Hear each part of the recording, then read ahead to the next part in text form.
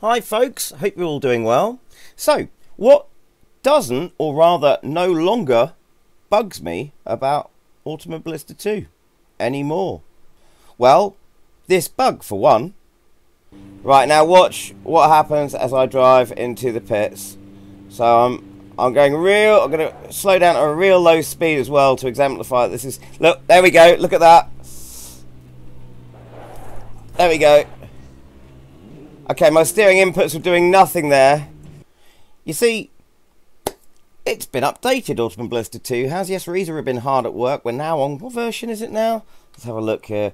1.2.1.0. And there have been some fixes. This is really important to me because I made a video only 6 days ago, called What Bugs Me About Automobilista 2. And I exemplified a bug, and that bug was, maybe there'll be a link to that video I can put somewhere on here. But anyway, that bug was that if you went and set up a race, which I'm doing now, and if it was at Donington or Alton Park, and I found this with the F3s and the Ginetta GT40s, if you set it to change, as I've got here, from, you know, dry weather to wet weather, you drive into the pits when it started raining on your slicks, and you get into the pits and the car would lose all control in the pits, and you usually end up spinning like a top or crashing. It's just like the tyres became completely disconnected to the floor. So when I saw the change notes, let's see if I can, I've got the change notes up in front of me at the moment, you can't see them but I can. There was a note in here which was of great interest to me. Now, this is it. Fixed inconsistencies in various similar material settings which would cause slick tyres to become completely gripless in certain surfaces when very wet. I thought, has that got anything to do with the bug that I looked at? Remember, this is just 6 days ago. So what I did in that last video is I set up a 10-minute race, changing from dry weather to rainy weather to show you this. This time it's only 5 minutes because I don't want to waste too much time on this because there's other things that I'm very pleased to tell you about. I have done the exact same test, so it doesn't matter that it's only at 5 minutes this time. It's the same track, same car. Let's start that off now. But I have already done the test with both the Ginettas at Alton Park and also with the F3s here, and I've done it exactly, you know, with the same amount of minutes, everything set exactly the same, and it's changed. And so we're going to go out here with 5 minutes to go, and let's just select our, well, we don't need to select the pit strategy, I'll just show you. So, oh, it's loud in the headphones here. I'm going to miss the start though. There we go. I have to adjust those on the way. Now, just before we get to the issue and pitting, we're going to have to wait for it to start raining. There have been, there's lots of little change notes to the physics, AI, some of the tracks. Silverstone, for instance, has now got seasonal foliage. Isn't that great? Anyway, every single version of it as well, the historic versions, the modern version, the whole lot. And also, I've been testing out, and when I went to do this test, I noticed something about the F3. The F3 is driving even better than it was. It feels much better the way it drives. The back end is behaving differently in a way in which I would say is better. That's just my opinion, but it really does feel better. It feels more realistic to me. Not that I've ever driven an F3 car, but it feels great. And this is to do with some changes that they've made. I think it was tyre treads, it might be suspension geometry, or both, to several of the cars. This is one of them. The McLaren, the GT4s are also some of them. The McLaren 570 in particular is feeling a lot better as well. And that's not just because of the changes that have been made to certain class of car. Also, they've adjusted the rear ride height on that car, and I think it's really made a difference to the way it drives. I did enjoy it before, but I'm enjoying it even more now.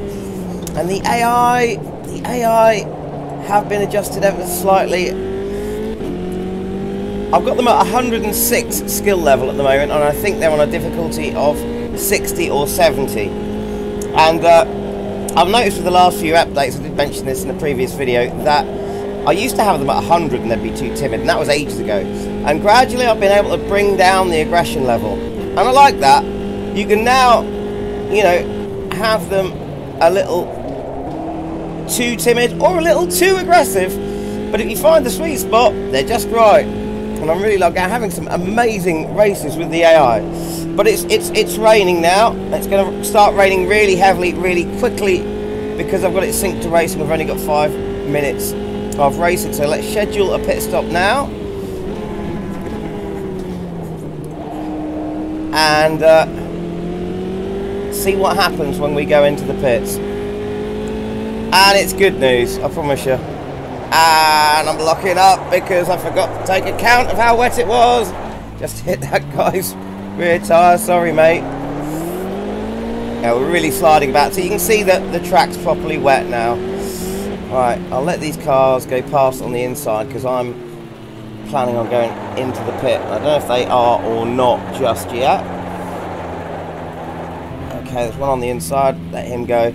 Get our pit speed limiter on. Now in the last video I drove into the pits, and about here started to completely lose control of the car. Look at this. That's me controlling the car. It's doing what I'm telling it to. And we're not losing control of the car. So isn't that brilliant? Isn't that great? I can now set, because what I wanted to do, as I said in the last video, I wanted to set up a custom championship in which I could take all the British tracks and the F3s or the Ginetta G40s and have a custom championship. And when I discovered this bug, I realised I can't do that. Well, now I can. So really happy about that. Really, really happy. And that's, you know, bravo Reiza. Obviously, you know, listening to people who are putting the bug reports in. I put a bug report in, but other people have been doing so as well. It's brilliant news. So there you go. That's great. But on to the next thing, because I'm so happy to tell you there's more stuff to show you. So we'll go to a test day for this. And this has been another sort of long-standing thing that's been going on. The MCR S2000 here is a car that I love. These are actually manufactured in Wales by a small company. Very much, they're a British base. MCR is a British based company. They're quite similar to the Radicals, the SR3s. And Radical are also a British based company, and they make a similar kind of car. They're in Peterborough, just up the road from me. Anyway, enough about car history. So this car, this is a bug that I think they've tried to fix a few times, and they've stated they've fixed it, and then it hasn't been fixed. And that is that this car has onboard adjustable brake bias. Onboard adjustable anti-roll bar bias. And it's supposed to have been fixed a few times, but it hasn't. Well, let's just see, how's that feeling? It's feeling like that. Check this out. I've got my buttons mapped. There we go. Can you see that? I'm adjusting my front anti-roll bar, bringing that right down. Adjusting the rear anti-roll bar, bringing that right up. So we now have adjustable anti-roll bar. Does that feel like it's actually done anything though?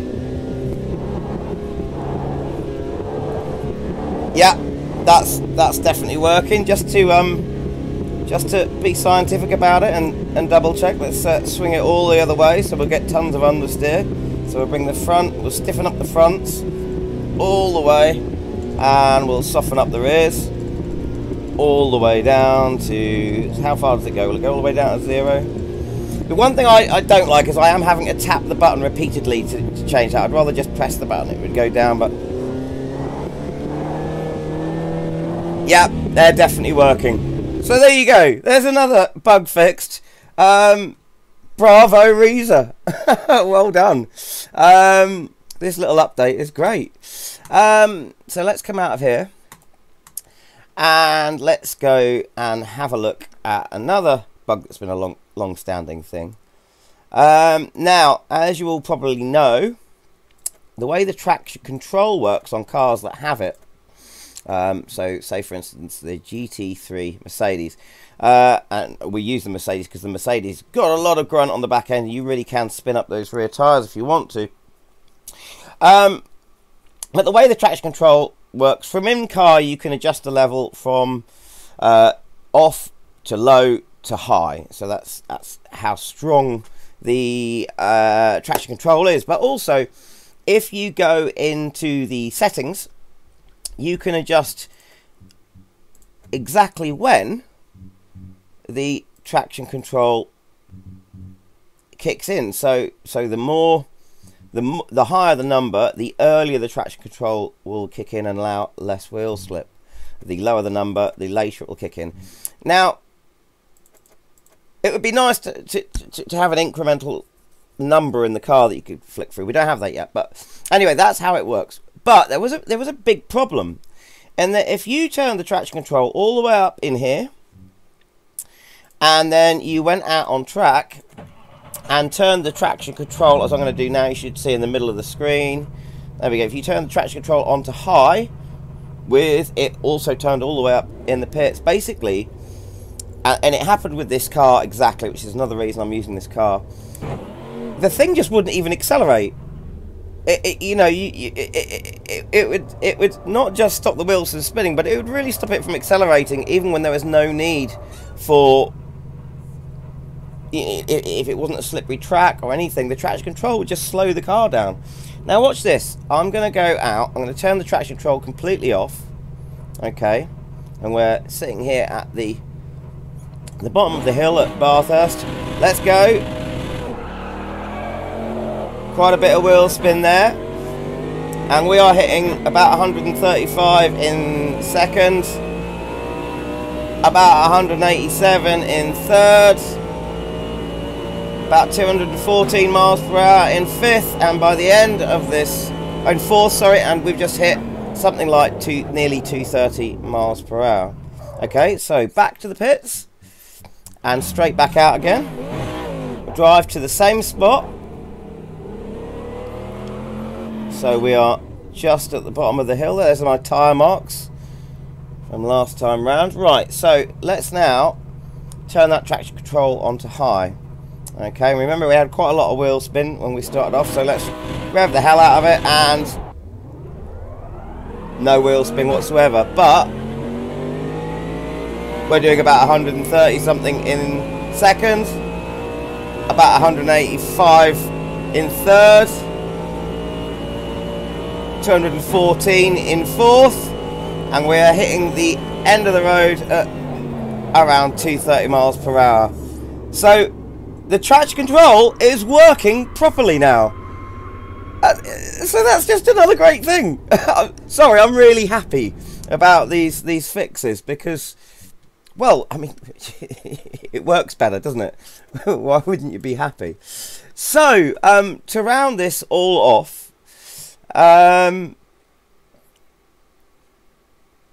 let's go and have a look, just to round this little video off, because I didn't want to make too long a video out of this. Let's go to Silverstone, and let's go to one of the, well, no, we'll go with, should we go with modern Silverstone or old Silverstone? Let's go to slightly older Silverstone. Let's go to 2001, maybe? 1991. 1991. The 90s, that's my era, yeah. Okay, let's go there. 1990s cars. Let's see. I'm going to leave the difficulty at 106. So, what I want to see is how it looks now with the seasonal foliage and look to it. So, if we go for, let's see, let's go for a 1990s type car. So let's go with the GT1s, and I'm gonna be rubbish because I haven't driven a lot with these cars recently. I'm all right at that level with the GT3s. And we'll go to, we don't want a current date, we want a custom date. So let's go to January, winter time of 1991. Perfect. And let's just give ourselves just a quick, shall we say a 10-minute race? Yeah, there we go.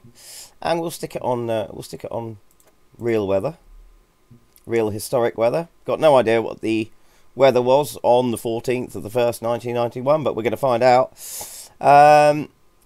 Save all that. Maybe I'll just bring these guys down a little bit by a couple of clicks to 104 because I'm not confident. So my aggression is at 60. I said I had it 70 or 60 earlier. It's at 60.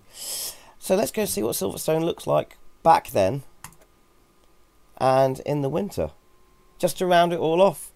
But yeah, I can't help saying it quite a lot. Bravo, Reiza. Brilliant. It's just lovely to see this level of progression.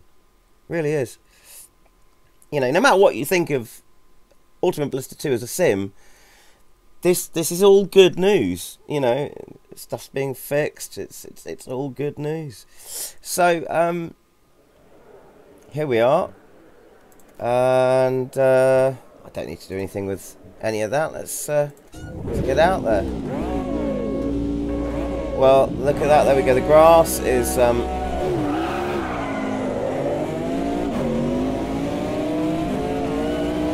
can't see much at the moment because obviously we're not near. Oh, there's a car backwards on the track already. I love the fact that the AI do have that. They do make their mistakes. Look at that! Look at those trees. All bare and free of leaves. And I haven't driven this track in ages as well as these cars. I really am being rather rubbish here. But look at that!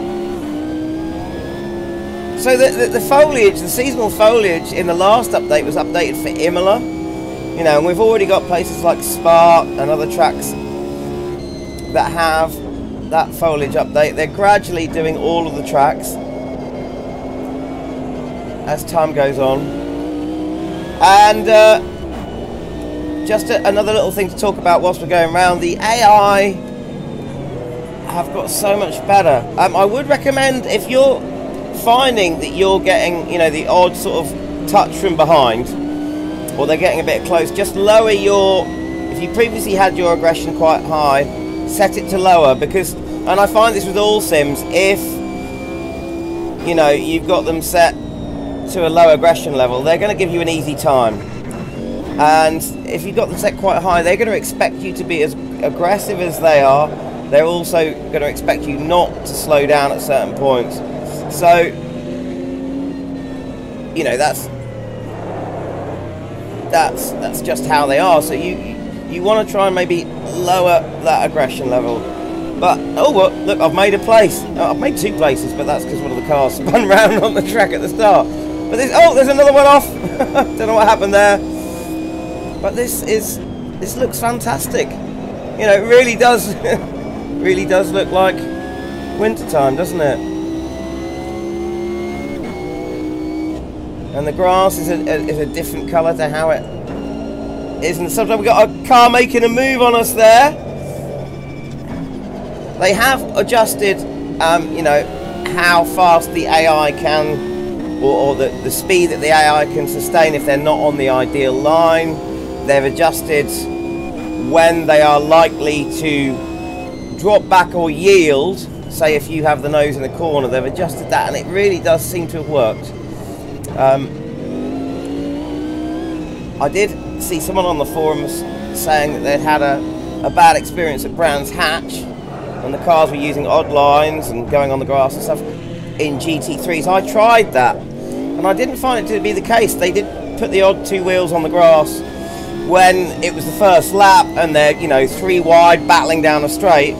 But that didn't seem abnormal to me at all. And then after the first lap and the field had thinned out a bit, and I've gone completely off track, so I'm not concentrating at all. They seem to be using very good lines, so I'm impressed, and I'm leaving it there. Anyway, I hope that's as good news for all of you out there as it is for me. Bravo, Reiza, thank you very much. Automobilista 2 is getting better and better, and I've got a new car to enjoy in R-Factor 2 as well. What a great week for sim racing, or what a great weekend it's been. Anyway, hope you enjoyed that. Happy sim racing!